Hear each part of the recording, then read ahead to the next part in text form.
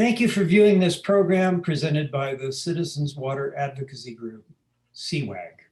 I'm Gary Beverly, president of CWAG. We are a local nonprofit corporation established in 2002 and run by volunteers and the board. Our vision is that all residents of the Upper Verde River Basin and the Prescott Active Management Area have a sustainable supply of clean water. Flows in the springs and streams are maintained, and that water quality in lakes, streams, and homes meets Clean Water Act standards. We hope you noticed our advertisements in the Courier, which are designed to drive readers to our website, cwagaz.org. That website's full of information on local water issues. Let me put our website on the screen, and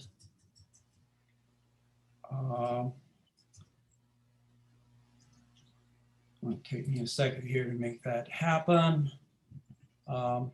Here's our website, cwagaz.org. Just let me orient you a little bit. So there's, we've been advertising in the Courier on posing some water questions. And so these are the questions we've been advertising. We hope you notice those ads. And so this is the May advertising question of the month. And if you click on that, you'll get our answer. More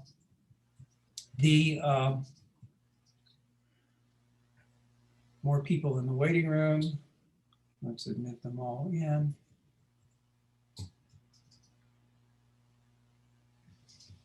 Okay. So there's one menu item here, our water supply, that covers water issues in the Prescott Active Management Area. There's another menu item here on the Verde River that and with submenus that cover the issues on the Verde River. So this website is got a ton of information in it, and we hope you can read through it. The Join, Renew, Donate section here is how you join CWAG. If you just want to get our newsletter, you can use this link. And we have a video archive, which has over 90 videos of our meetings over the years. And this one will be posted here on the top later today. So I wanted to point out that we have an election coming up. Now, CWAG is nonpartisan, but all water issues are political. CWAG does not endorse candidates, but we do try to insert water issues into our political and electoral dialogue and to educate voters and candidates about water issues. That's the goal of our candidate forum, which will be conducted this year on June 26th. You can see more information about that on the calendar on our website. We urge you to carefully examine the candidates' positions on water issues and then vote. Today's presentation is being recorded and will be available on our website in the video archive later today. Viewers can submit questions anytime during this program by using the chat button in the bottom bar of your screen. After the presentation, I will read the questions so that our presenter can answer them live. And finally, please mute yourself and stay muted so we can avoid background noise during the presentation. So let's get started with today's presentation, which is titled Albuquerque's Water Security Plan, Strategies for the Prescott Area. So the reason for this is until the mid-1990s, New Mexico's largest city believed it never had to worry about its future water supply. Then a US Geological Survey revealed that the aquifer was much smaller than originally believed and that it was shrinking fast. Albuquerque had gone from a perceived water security to a real water crisis, virtually overnight.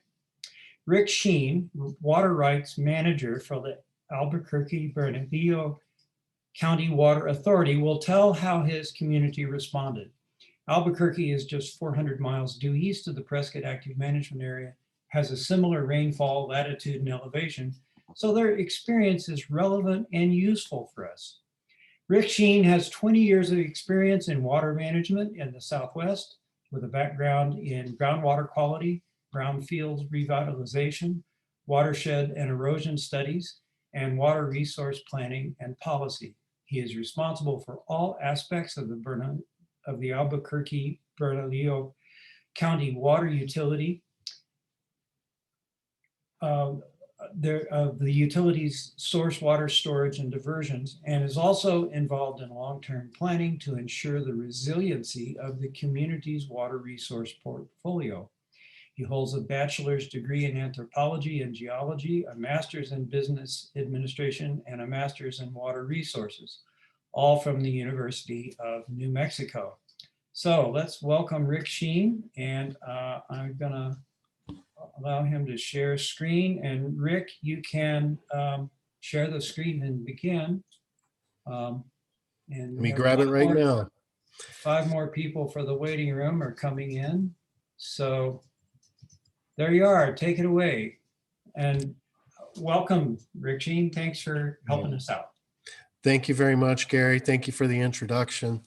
Gary did mention there that I went to school to UNM, and I probably put a lot of money, too much money toward them and tuition over the time. When I was making my decision to continue my undergraduate education, actually, University of Arizona was the other school on my short list. And the day I planned to visit in mid-95, or my gosh, it must have been July, August, when I got out of the car, my TIVA started to stick. And I made a decision there. I was a Georgia boy, and that was too hot for me. I did make a decision about the dry heat then. So I could have been talking about this in Arizona, with an Arizona story, perhaps. But as Gary said, I want to talk to you about basically the last 30 years in Albuquerque's water history, and how the water utility moved to secure Albuquerque's water future, and going from having less to having more in about a 3-decade time. First, I probably need to just give you a little background. Albuquerque really is literally a river city built on an aquifer. Much of the agriculture that grew around is all based on surface water diversions from the Rio Grande River. However, the commercial, residential, and businesses that grew in the Albuquerque area from the time it was established by the conquistadors in 1706, they were doing it they were supplying themselves water with groundwater. If you don't know much about Albuquerque, let me tell you, it's the business capital of New Mexico. There's about 560,000 people in the city proper, another 100,000 or so in sort of the metro area. We're at almost a mile up, and we have 330 days of sunshine and just under 10 inches of rain a year. It's a little deceptive. The rain precipitation is taken at the airport, which is in the valley, lower elevation part. But for the most part, the precipitation and what we noticed, the temperature really drives water use, particularly outside water use, in our service area.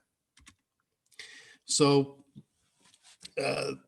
I should point out now, the Albuquerque Bernalillo County Water Utility Authority is started from the Public Works Department in the city of Albuquerque and broke away in the early 2000s and became its own entity.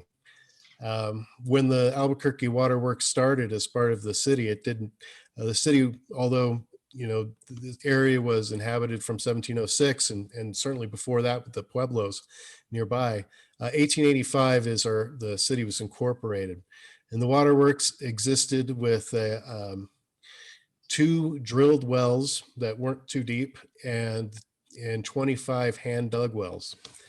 The picture with the water tower is the same waterworks station in the 1930s, where they had about 20 deep wells at that point, and served 3 to 4 times the population. Meaning in 1885, there were 5,000 people. So there's about 20 to 30,000 people in the 1930s. Today, the Water Authority, and as an independent entity, has over 6,000 customers in our service area. We have potable and non-potable services, as far as we also handle the wastewater treatment. And we also do water resources development through aquifer storage and recovery projects, and water reuse projects and watershed restoration projects in the watershed that that holds our surface water supply. We have about one employee per 1,000 customers. But I was here tonight to talk about our aquifer and our use or overuse of groundwater. This is a cross section of the geology underneath Albuquerque. And something you should know, if you don't, Albuquerque sits in the Rio Grande Rift, and the Rio Grande Rift is one of 2 rift valleys that are actually exposed on a continent. The other one, well-known one, is the Great Rift Valley in Africa. And so that actually forms a lot of our geology. Basically, the rift is where the mantle below the crust is pushing up and it's spreading the Earth's surface. And that created a lot of faulting and a lot of low spots and high spots for water to travel.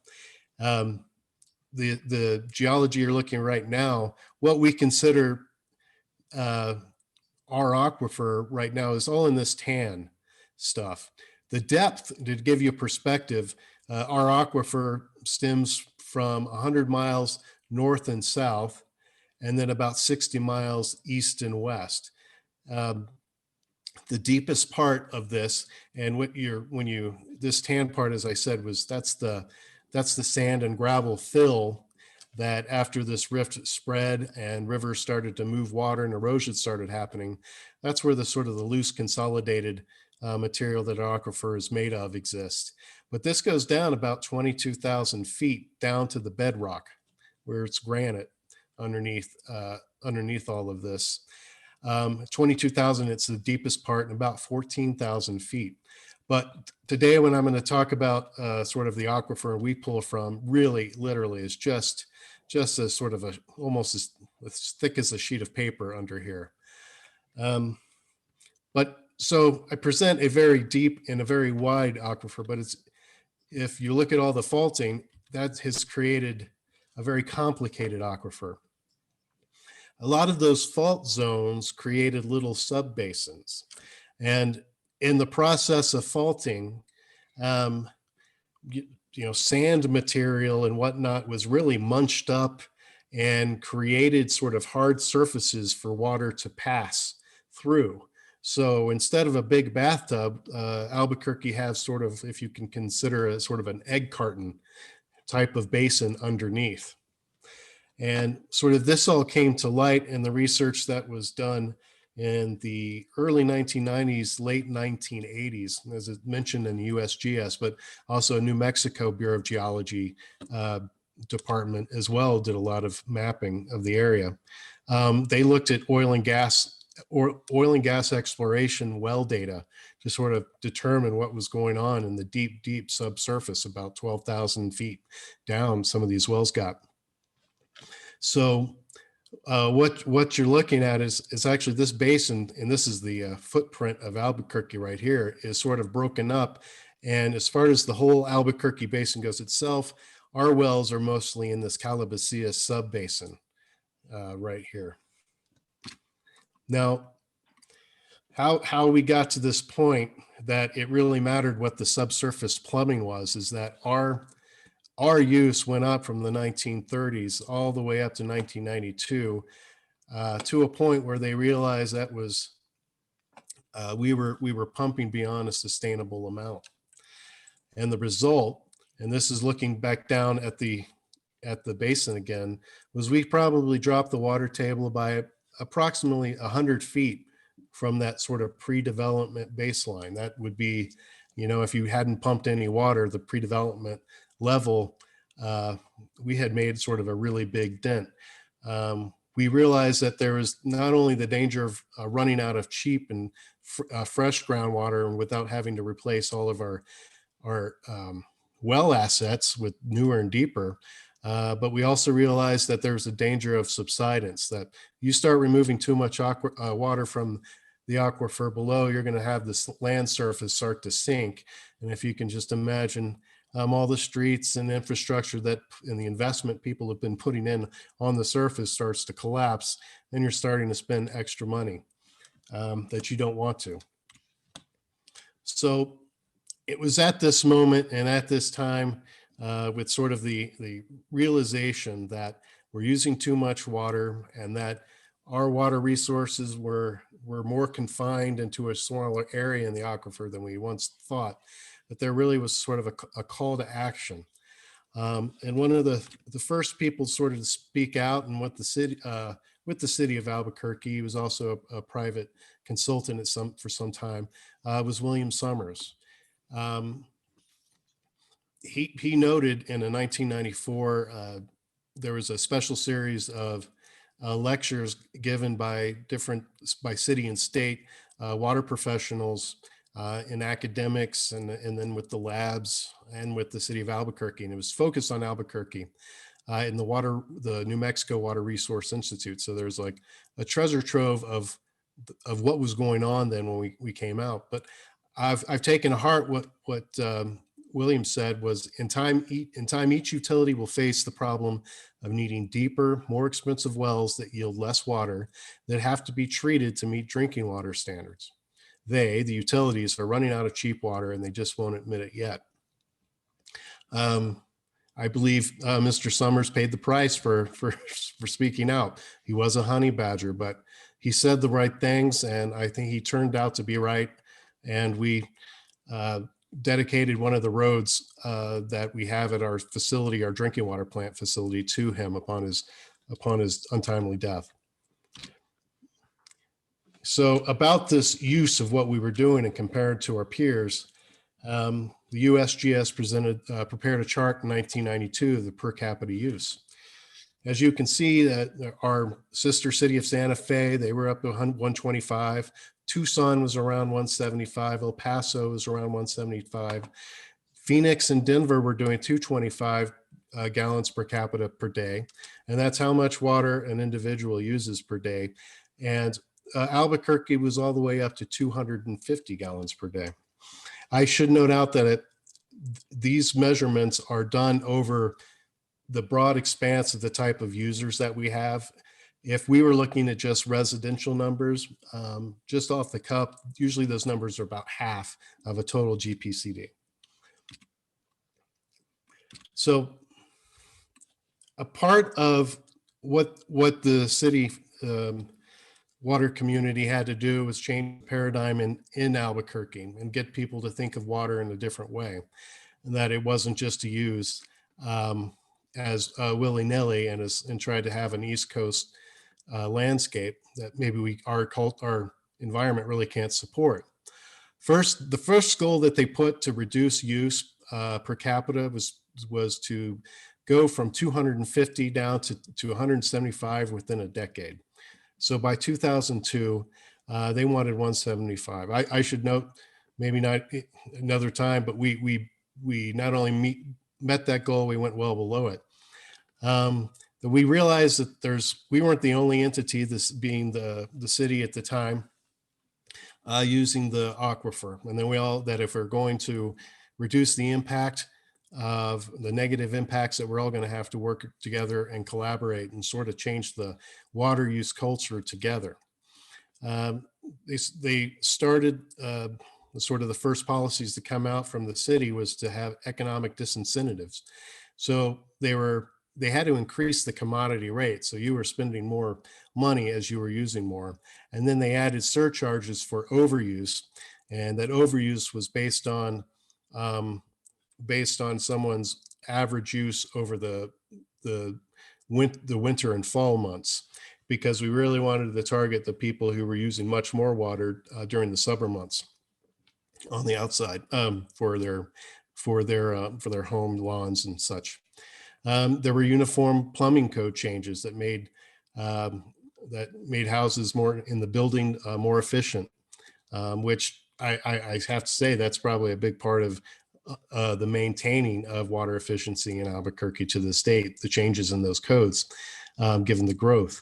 Then there were the voluntary incentive programs, the rebates for different more efficient fixtures, toilet rebates are popular. And then we spent a lot of money, which we still do today, and we thought it was important, but the education. That's education of conservation education and the value of water for not only students K through 12, but also for adults who are, we're showing classes of how to transform their Kentucky bluegrass into a xeriscape and a desert scape, and other ways of being more efficient. And then we had ordinances restricting the landscapes at public spaces such as parks, medians, where we try to take as much grass and turf out as we could and replace it with different gravel types or low water use plants. And we also had water waste. We introduced water cops. So those were people going around town and trying to find the overusers or those who were inefficiently using their sprinkler system, as they were probably wetting as much road as they were their yard. And those things still, all of these still continue today. So sort of the first attempt in the conservation when we started in 1992 was, one, we had to figure out what were people using. What we offered free audits to find out how much water we're using and where you could cut out the waste. And then we provided, low flow shower heads and aerators and toilet displacement bag. I don't know what that is. And then xeriscape incentives or xeriscape plans to get people to start using less water outside of their house as well as inside. I've been talking about GPCD, and let me just give you an idea what it is. It's or what is conservation in calculating demand. We take that gallons per capita per day, and then we multiply it times the population estimate.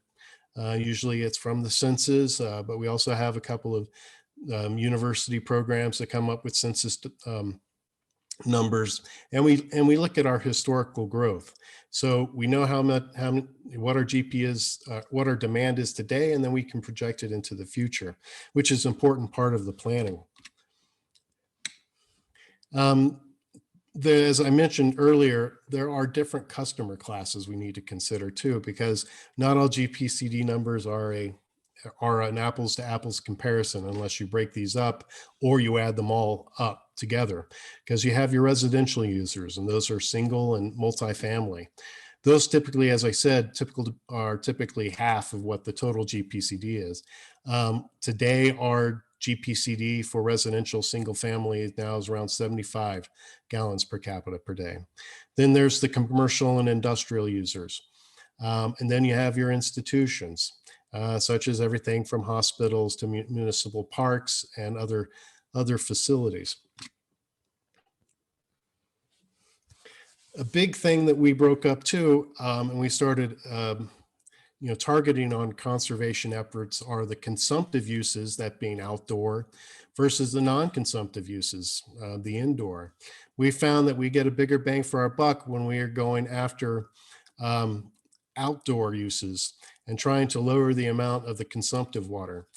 One of it's probably a greedy. We want as much water as we can getting back into the system so we can actually do something with it going into the future. But if we also target on the outside, we can expand our services, which we have recently, to help them with their irrigation. So we didn't want to just be known as making everyone put gravel in their yards, because that's really not what our volunteer or incentives are about. It's to be the most efficient with what you have chosen and what landscape you've chosen for your yard. So we provide incentives to make your irrigation system more efficient. So we provide rebates when people do that or come to get attend a class to learn how to do this. We have a whole, excuse me, we've had a 1, 2, 3, 4, 5, 4, 3, 2, 1 sort of a schedule for irrigation that we've been advertising for a couple of decades now. So when the hottest part of the year, we encourage you to go up to just 3 days a week. In the cooler parts, every day we encourage 1 to 2 days a week of irrigation.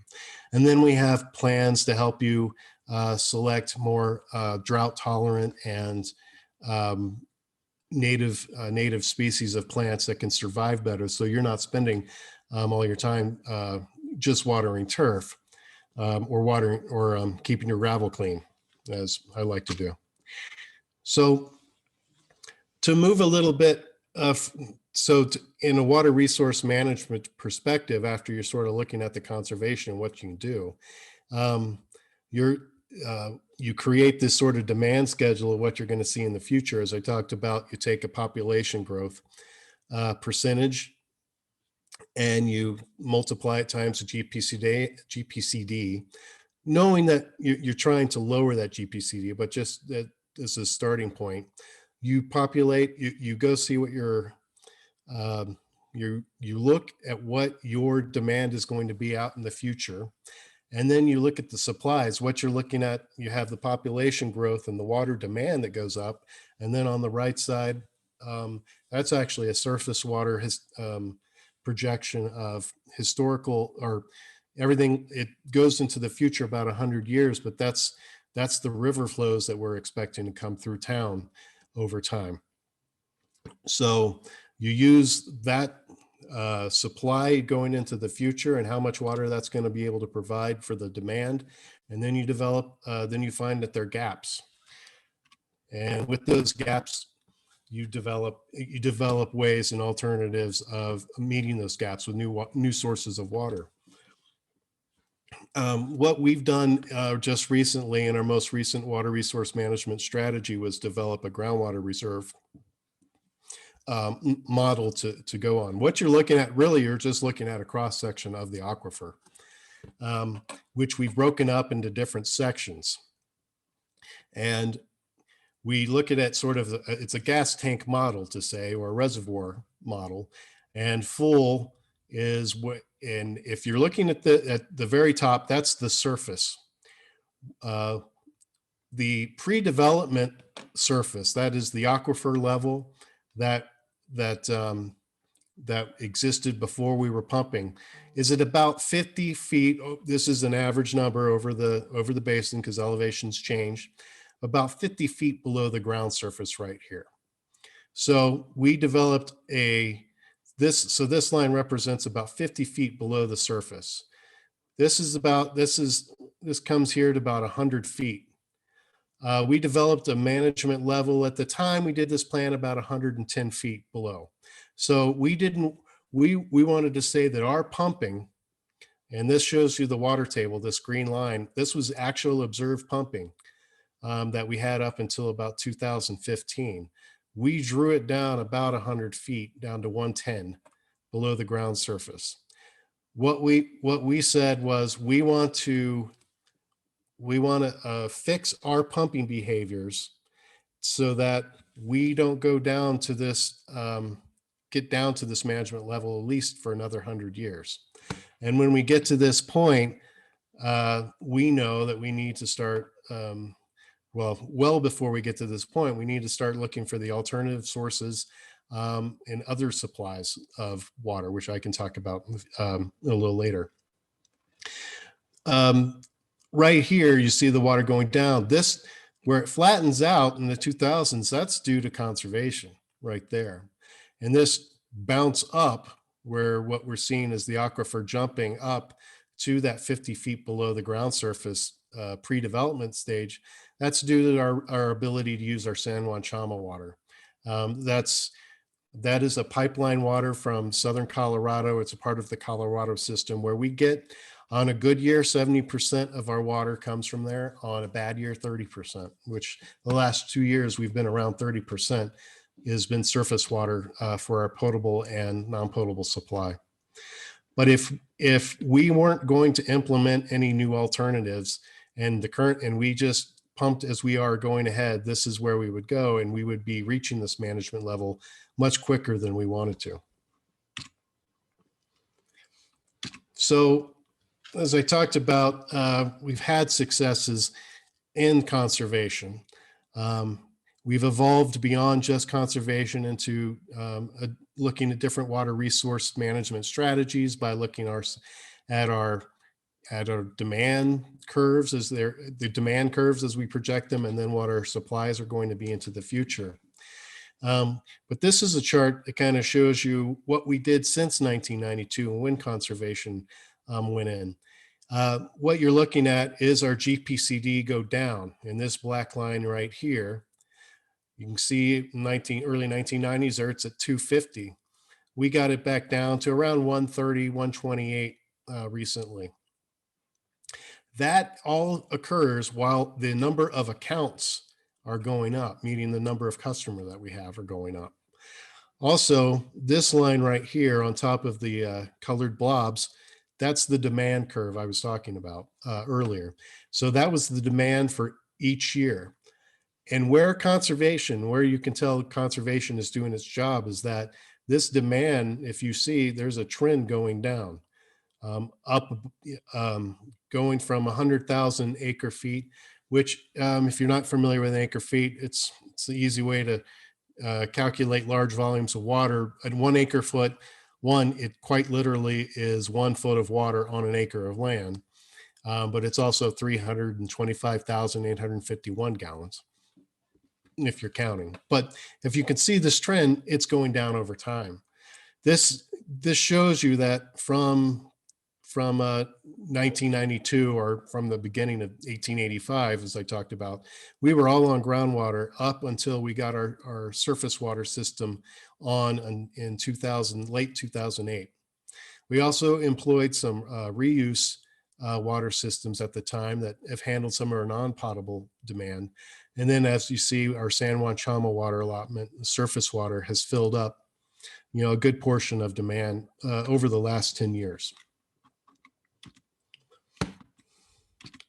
So as I talked about a water resource strategy, these are just the basics. It goes from supply projection, demand projection, define the gaps, and then identify what are some alternatives that you can use to fill the gaps. And it doesn't have to be always necessarily a new source of water, but it's probably an innovative approach of how you manage what you have. Our latest water resource management strategy was Water 2120. That was the third decade resource strategy we had put together, and we plan to update it in 2026, hopefully before I retire. Water 2120 did two things on top of just the typical water resource management strategy. We also looked at the climate change impacts to our surface water supplies, how that would affect demand over time. And we looked at least 42 different alternatives of water. Again, it's not necessarily just a new infrastructure or a new source of water, but a new management scheme around that, or a new use, or another way to be more efficient, such as in your watershed, such as keeping the watershed healthy, which keeps the amount of water steady where you're going. And if you're doing a good job of keeping watersheds healthy, you may be able to develop more water. But I'd have to say that this planning, it's consistent, and as is conservation, it's a long sustained effort. It's not free. I mean, it's considered sort of the cheaper option, but with that said, it's you're going to be spending the money on doing all the assessments and studies around seeing where your success is going to be and the rebates and the incentives that you're going to be given. But once you commit, you have to stick to that commitment. As I've said, education was a big part of it. We're now, the first classes we were having in K through 12, there are parents now who are sending their kids who are getting that education now over the last 30 years that we've been doing this. So another big part of our water resource management strategy is the stakeholder or public engagement. This is sort of the flow chart of how we engage the public during the development of Water 2120. The subjects with gold dots next to them are where the public had a big part and where we engaged with them to get input on what we were doing. After we planned and designed the Water 2120 and pulled in a technical team to sort of develop the rest of it. We constantly engage the public through updates to our board, which are a public venue.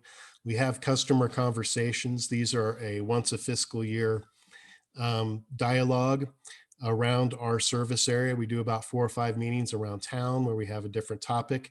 This year we chose to do Water 2120. So we gave people opportunity to hear what we had planned before it was put out there. When we got closer, we held 2 to 3 town hall meetings that were recorded. And I have to tell you, one of the things that came from the town hall meetings and customer conversations, we really didn't touch a lot on stormwater capture in the preliminary plan, but it soon became apparent that it was a very popular idea with our customers to start thinking about capturing stormwater. And it's probably because what we were talking about climate change, and the big thing what we anticipate to see over the next 30, 40, 50 years is that the hydrograph is going to change. And what I mean is that we're not going to see all the snowmelt water that we're getting in the spring, but instead the water will come probably later in monsoons and rainstorms.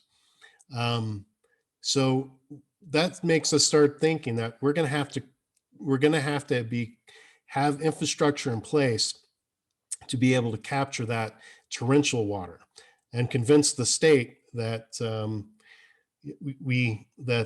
and to get onto another subject, I can talk about it later, but we have a compact, a Rio Grande compact that controls how much pumping we can do on the Rio Grande to impair the Rio Grande, and how much water that must be kept to go to Texas on this compact. And the state does not allow the long-term capture of stormwater at this point because they need that water in the river to fulfill the compact. So that's one hurdle to get through that. But it was important to our customers to do that.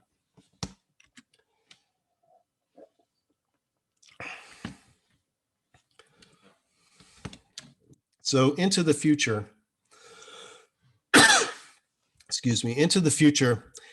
we look to lower our GPCD out into 2037 down to 110 gallons per capita per day. And we realize there's a bottom. Is it going to come easy? Could we do nothing and this could just happen because of growth and the more efficiency? Probably not. I think we're gonna I think around probably 120 gallons per day. We're gonna have to fight for every one of those additional gallons per day. But we see it as worthwhile because we've seen success. And earlier I showed you how we look to other peer cities. These aren't all the same, but with other than Tucson, Albuquerque has surpassed as far as lowering its daily water use per person to the other larger cities in the region or population base that we compare ourselves to. So with that, Gary and Gordon, I'm available for answering questions if there are any. Okay, great.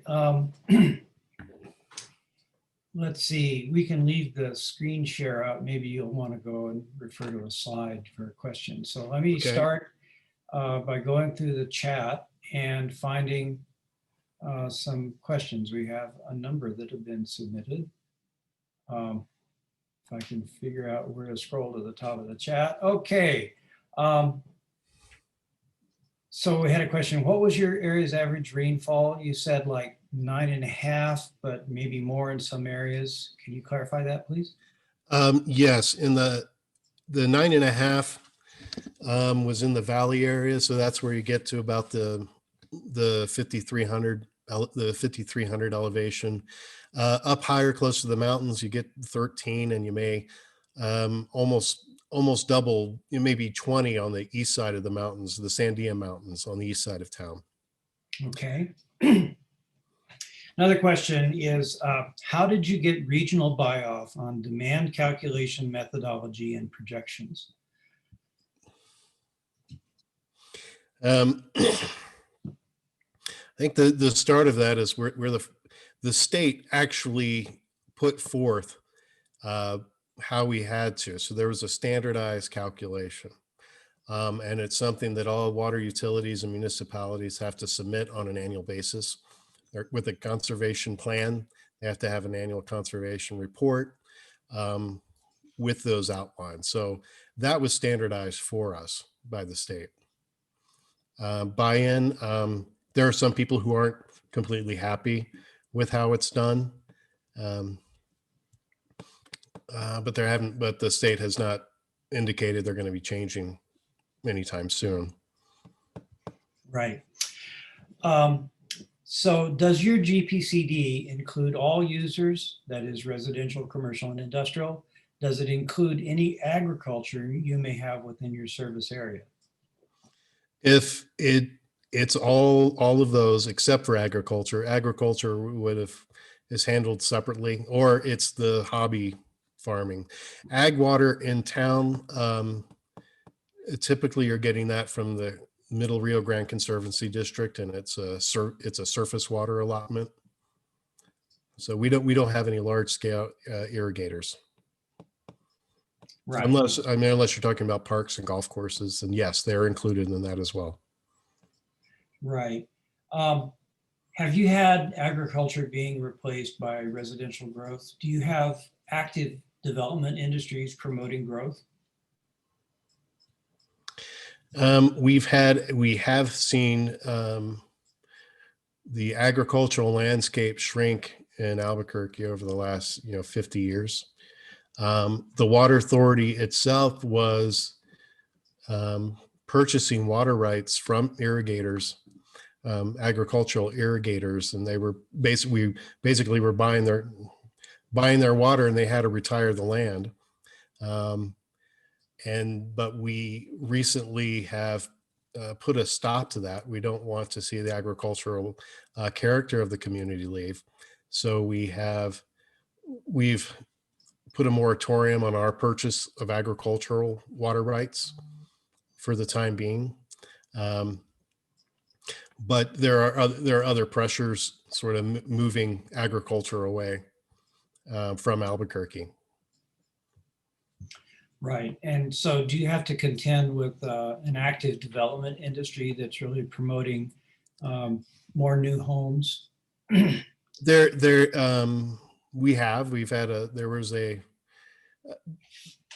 was a large development proposed for the west side of town that would have, it was probably 30% of the current population on full build out. It was right outside the service area, and we have a policy of no net expense to the ratepayers in the existing service area boundaries. So there were a lot of requirements put on that development, and they have not responded. I mean, we had everything to the building of new treatment facilities, wastewater treatment facilities to handle the increased demand that they would be doing. The use of applying reuse water from those treatment facilities in that community. It was a planned development, but they did not respond after we put these down from their first their initial plans. So So yes, did they go ahead and build it? no, it has not been built, and but there are other developers always lining up and working with us. So it's the growth is slow here. We're probably at a 0.5% population growth, but there is a push for newer homes. I live on the west side of Albuquerque, and 2/3 of the population is over on the east side of town, but 2/3 of the growth is here on the west side of town. So it's certainly happening. Right. So how has your city council handled the new growth and subdivision requests? Do these new subdivisions have to have a water allotment from somewhere in order to proceed?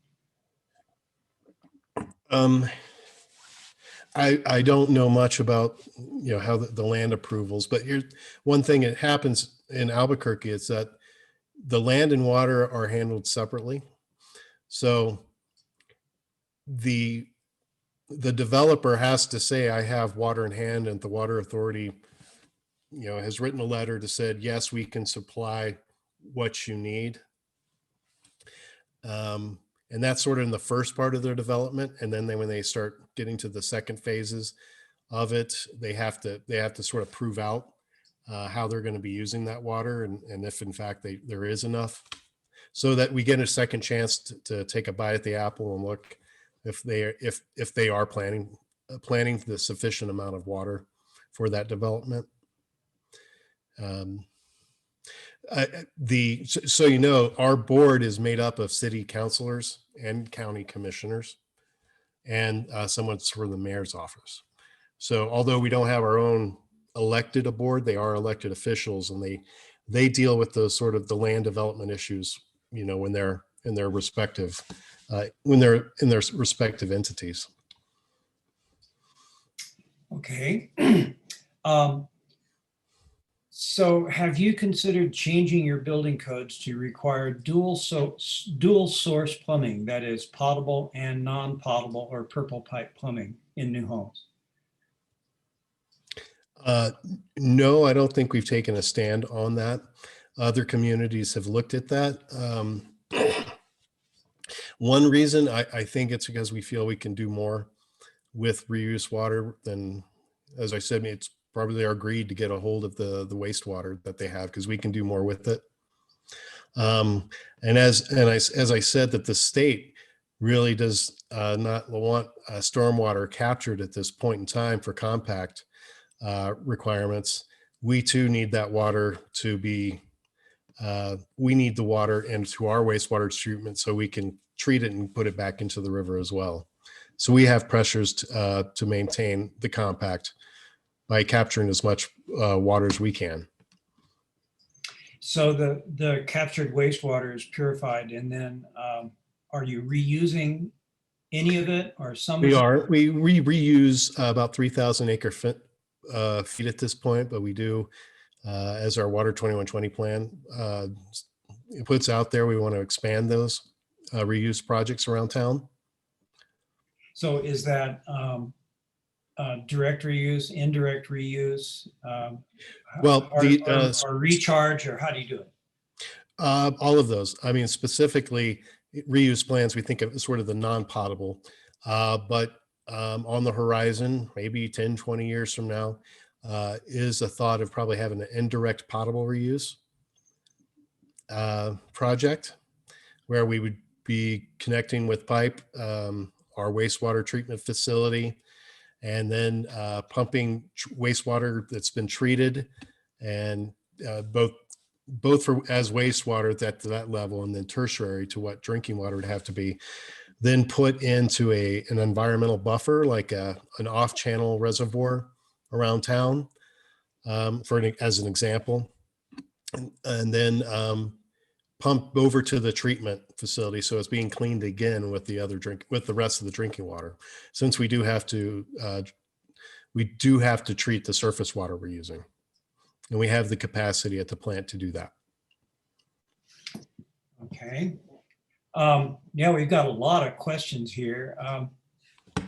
So here's another one. Back to the beginning in the 1990s, how did you get everyone in the city and county to agree on what should be done?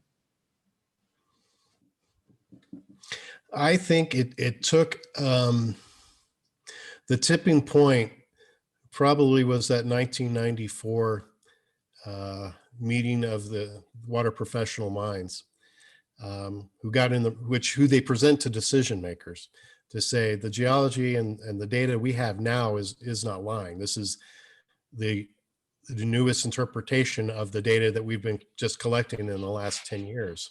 And this is the truth. And this is what we're seeing. I do think it took, it took sort of science-based reason to make the point and to point it out, and full buy-in with the media to sort of to understand what we're talking about. I mean, the media it's not hard for them to, to find a controversy. But when you're talking about a controversy that will stretch into the future and to different generations, then the echo chamber really picked up, and the constant drumbeat is, I think, what turned minds around.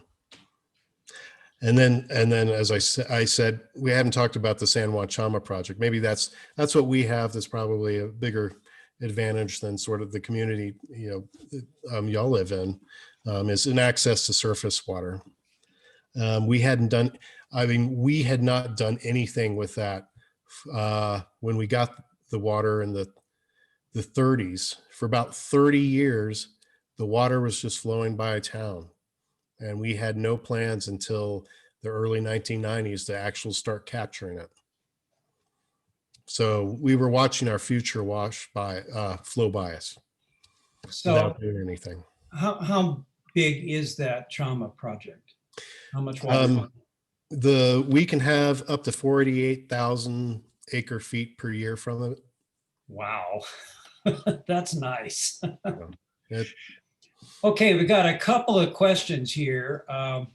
Several people actually, asking you to describe the process you use for allocating water to new development. You kind of touched on this a little bit, but then these other questions popped up, so maybe they want a little more. I'll be honest, I'm not a part of the development part, but we check the number. All I do know is that we do check the numbers. They just can't submit a plan. We have to make one, we know how much water we have going into the future, and to any proposal that comes, it says we can handle up to the population that there is supply for. And after showing you the supply and demand projections and the gaps, we know how long we can provide the full service, but we don't take a position on where it's going to be. As I said, we if they're outside of our service area, there's no net expense, so that cost goes to the development to expand, sewer and water service.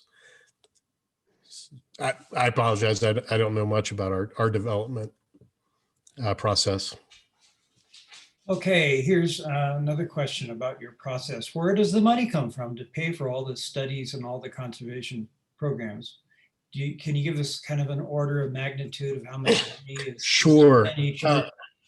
I can.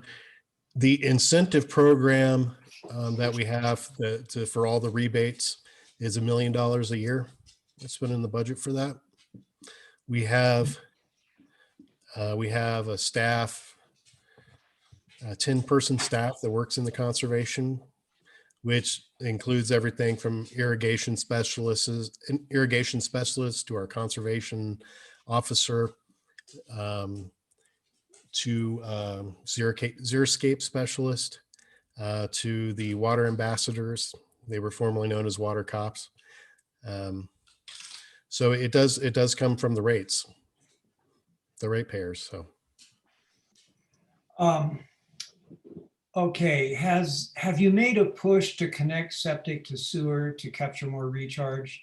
And if so, Who paid for that connection? Did the homeowners pay? Um, there was a big effort in the 80s. We got the communities, the city of Albuquerque got a lot of federal money funding to pay for the expansion of sewer service through the most vulnerable areas for poor water quality. And that would have been the valley areas, and where you could have a water well right next to your neighbor's septic tank. And this was for, tens of thousands of Albuquerque residents in the area. So there were federal dollars put into the expansion of sewer service. And I think it's there's still just pockets that we're trying to fill with that. But we also bond. So we get money, we borrow money to expand these. There is a needs assessment that held by the county and the water authority we've put money to, that if you can't afford it, you meet the needs, we can connect you depending on your household income. Okay. So there's several questions here I'm going to skip over because we've kind of addressed them already. But here's one. Do you receive inquiries from other communities? More specifically, has anyone from Prescott contacted you for info and guidance? Is there a repository of best practices that like-minded communities have developed? We are contacted from, particularly in our state, from different communities looking both our conservation efforts. We certainly hand out any of the materials that we've created and provide presentations, but also for our aquifer storage and recovery projects that we're working on. We get a lot of attention for that. Is there a repository for like-minded communities? The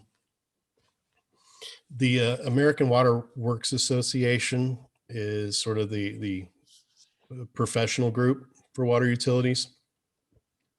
And there are a couple other different professional groups where they have the annual conferences, and then they have regional conferences and specialty conferences. And that's typically where I meet peers. That's where we share and exchange ideas regularly. Is if there's the AWWA probably has a lot of guidance documents, as does the Water Research Foundation, or WRF. They too provide a lot of guidance documents and case studies. Okay, great. Can you clarify what the compact is? I think people are. Well, that's a good question. There is a couple of river compacts that New Mexico is a party to. The one that impacts us is the Rio Grande Compact. That's between Colorado, Texas, and New Mexico, and we're right in the middle. So basically, it was an agreement developed in the 40s or 20s. Actually, it's pretty old. That could be the Colorado. 20s to 40s. I forget how old it is. But Colorado has to provide New Mexico just so much water on the Rio Grande, native Rio Grande water, and New Mexico has to provide, in turn, Texas so much water. There's currently a lawsuit between Texas and New Mexico because there are there's where we have to provide Texas its water is actually an Elephant Butte Reservoir, which still is about 50 miles inside New Mexico boundary. But there are New Mexico irrigators that who live and reside alongside of the Rio Grande, and their pumping is drawing water out of the Rio Grande, and Texas has declared that a taking of water that they don't have the right to. So that's something we have to worry about. And I'll add, all of the groundwater pumping that we do, we can pump, the state engineer regulates how much we can take out of the ground, but We can also have a limited up to a certain point of impact on the river since the systems are connected. Once we go beyond that point, at the end of the year, we owe extra water to the river to keep it whole. So we just we can't pump until until the river's dry. We have to keep it whole on an annual basis. Okay, that's really interesting. In particular, Arizona water law has no regard for surface water flows. I mean, you can pump groundwater and dry up a river, and that's perfectly fine under Arizona water law. So that's really interesting. So here we have a question. Do you allocate specific fractional acre feet per proposed residential home in new development? And if so, what is it? I mean, specific amounts of water. Like here, a common number is 0.17 acre foot per new home. Do you have something like that? Not specifically to acre feet. We do have an amount of service that I mean, depending on, we have meter size, like 1 inch, 2 inch, 3 inch, up to, I think, 10-inch meter sizes, depending on the use. I don't think there's a specific amount of water allotted to a household, just the size of the meter that they'll have. And I do know that the state well permits for individual homes, residentials. It used to be where they would give a straight 3 acre feet. That would be 1 acre foot for water use, 1 acre foot for fire protection, and then 1 acre foot for any outdoor gardening, farming, irrigation. That was the general rule. But now they're a little more, they're lowering that amount. So how does extend that answer now to non-residential water uses, i.e. commercial retail accounts? We do have irrigation budgets for them, particularly, and we'll set that up, and it's based on square footage and what vegetation they have. But it's their surcharges if they go over that budget. That's when they start paying more. But we do set up budgets. Okay. So on your chart showing public involvement, there was a technical advisory committee or something like that. Could you explain how that works, who's on it, etc.? That's a very good question, and I apologize for not getting more into that. The technical advisory group is, I believe there are 9 members of it. They're members of the public, but they also represent different occupations and different customer types. So we have an institutional, someone part of the University of New Mexico, for example, would be on the board. We have realtors, we have lawyers, and engineers are supposed to be on it. But they are general members of the public, and they meet monthly, and we go over our goals and objectives with them, and we go over, sort of new policy change proposals that are coming up. I'll be presenting.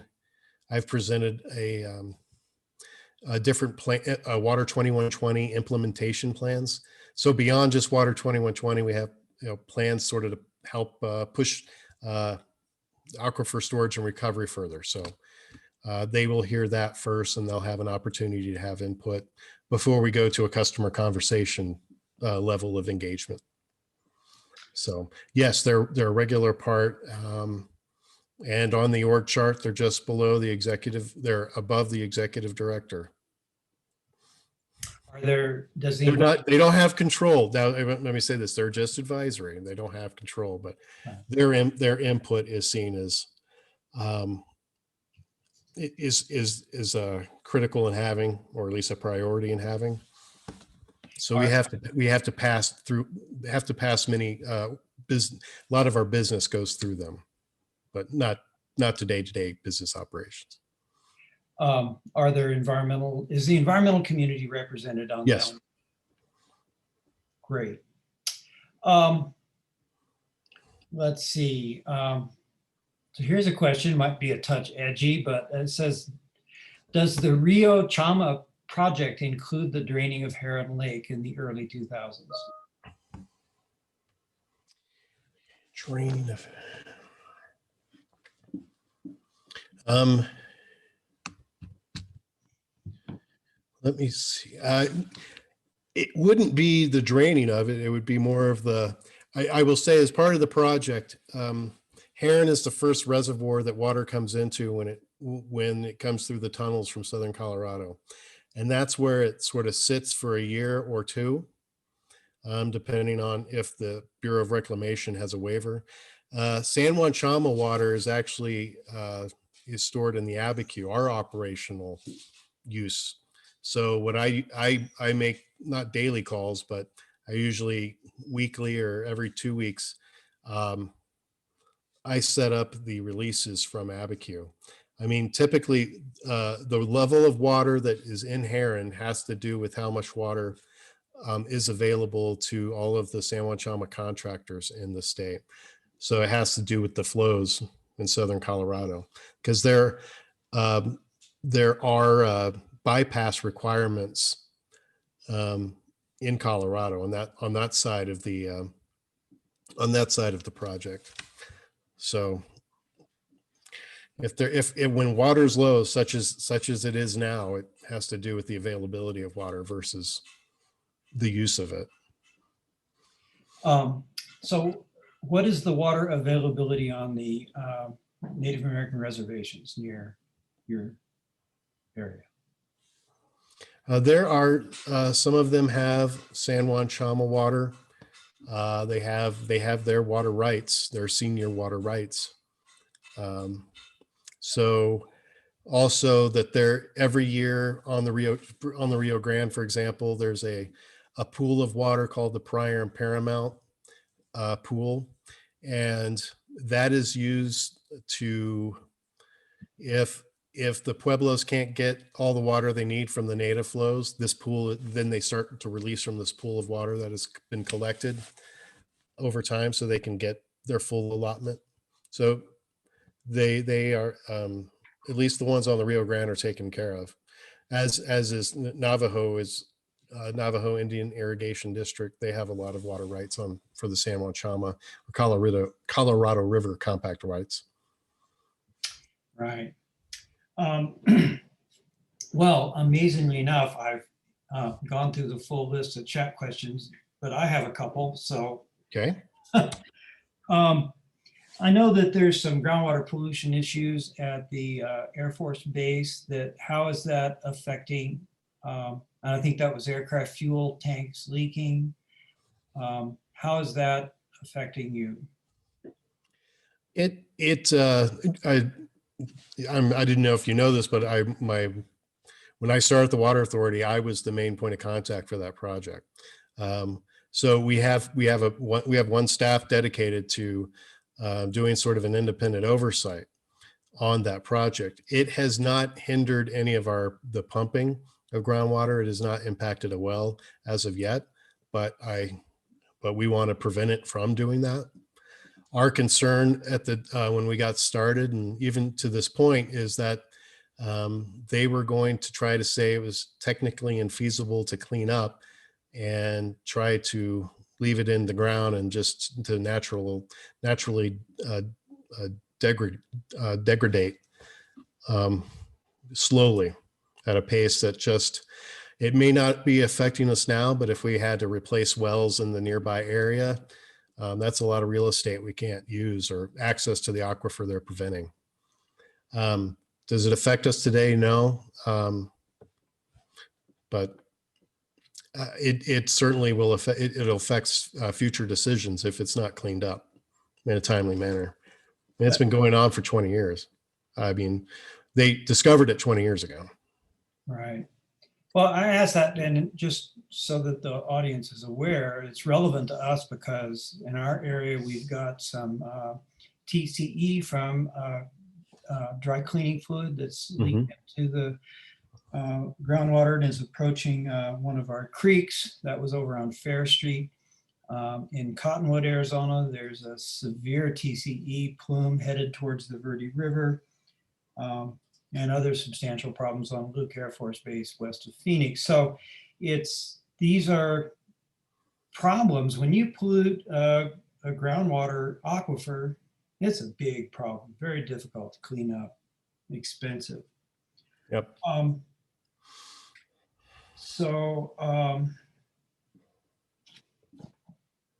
We're looking at the feasibility of adding stormwater capture as to augment our water supply. It would be capturing stormwater from subdivision streets and rooftops and recharging it for so that it would help replenish the aquifer.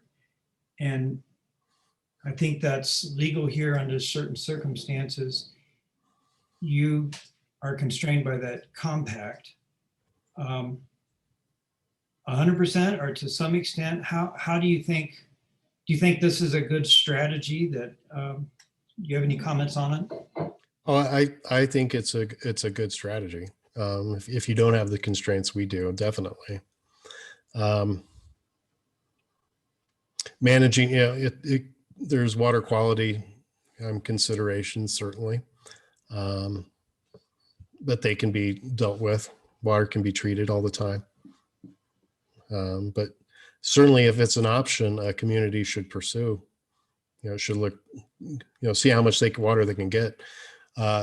Even though we couldn't capture water now if we wanted to, but we have looked at it, and I mean, the amounts are about 5,000 acre feet in our area that we estimated we could capture, even though it's not a significant amount, especially for using 100,000 acre feet a year. It was enough because it can get through a peak season, which sometimes you need some redundancy in your supply during those times, because things go down, wells go down, repairs have to be made. You'd like to have some, another bank account to draw from. Right. Another great chat question just popped up. It says, you stated that your likely ultimate goal is 110 GPCD. Would 50% of that, or 55 GPCD, be your residential goal? We just have put the goal on the total GPCD.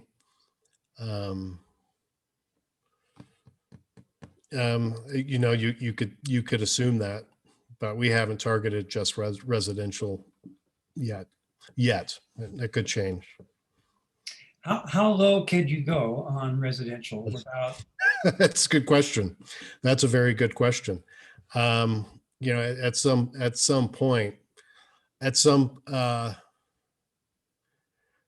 elasticity just has to stop, and so we don't know. We think maybe 100, but I'm not sure. 100 overall. We've still had positive response and engagement from our customers to meet these goals. We talk about, a lot of this is just sort of happening. It's on its own as the community does grow, and new housing and new building does have those more efficient fixtures. That in itself can lower the GPCD.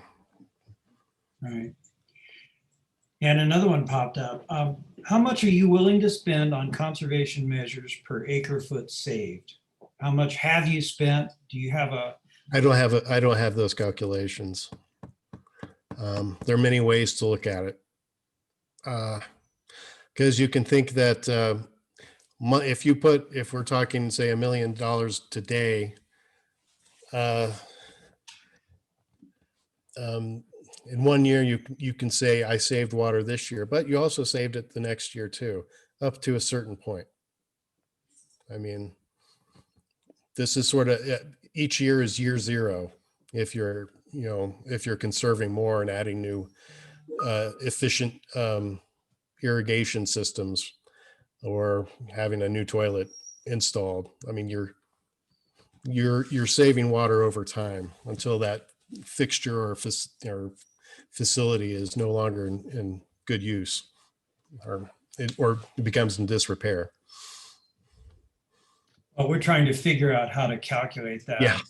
Well, It's if you tough. figure it That's out, why I was let us know. asking. Okay, we'll work on that. Let's see, why don't you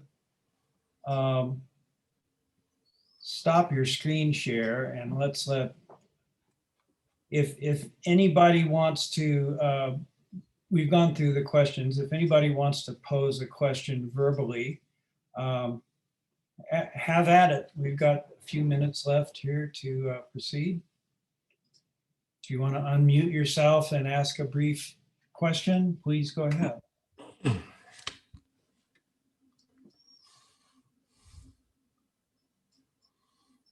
I guess everybody's talked out.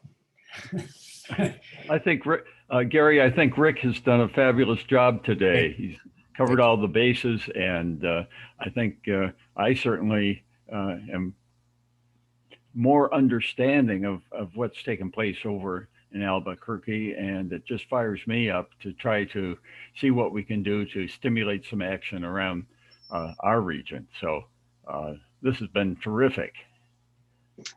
Yes, thank you very much, Rick. It's, I guess, the way you got this started was public pressure and requests and the shortage of water. So I hope we could move to some kind of a regional conservation plan without having the shortage emergency. We'll see. We'll see. So, okay, a lot of messages in the chat here about thanking you for inspiring, informative presentation. And so with that, I'll thank you again and hope to tell you when we figure out how to evaluate the economics of conservation. Thank you. All right, so I'll end the meeting now. Thank you all for attending. Great meeting, and I'm going to start working on putting this on the web. So goodbye, everyone. All right. Thank you.